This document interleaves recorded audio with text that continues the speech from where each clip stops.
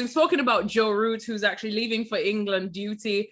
So are a couple other big names as well, because there is a small matter of a test series against India, which, as the purists that we are, we know that that's definitely going to come first over any white ball contract you can get. But now I want to know, in your opinion, guys, who's probably going to be worrying the most? I want to start off, Ian, with the Welsh Fire, because Jonny Bairstow, oh my goodness, 128 runs in his 2 innings. I mean, he's the captain as well. He's overseen their 2 wins. And like I said, contributed 2 half centuries. He's also their wicket keeper. So they're, losing so many different faces with just this one player. How do the Welsh Fire even cope? It will be hard.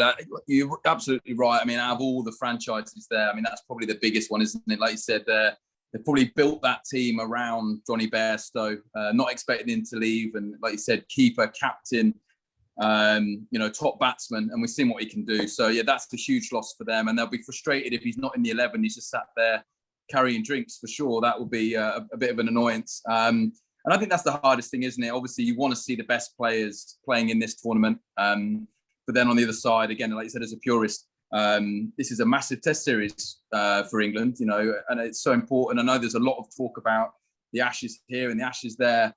This right in front of them right now is the only thing they should be worrying about, not worrying about Australia in a few months' time, because India are outstanding. We've seen that, they're beating Australia in Australia, don't lose at home. So this is a huge, actually, I think for English Test match cricket right now, this is a very important few months. Well, a couple of others that are going to be hit hard too. Manchester Originals losing Joss Butler, the Northern Superchargers, Ben Stokes. I mean, Toby, you touched on Ben Stokes as well, even though it was about a dropped catch, but we already know on his day, I mean, anybody would rather have him than not have him, even for half a match. So of the 3 teams that we've just mentioned, who do you think is probably going to be hit hardest, or is it Welsh Fire? I do think it is Welsh Fire for all the reasons you mentioned. And, it's not just his batting, which, Jonny Bairstow probably epitomises English cricket over the last few years more than anyone, because our test side's been going this way and our white ball side's been going this way.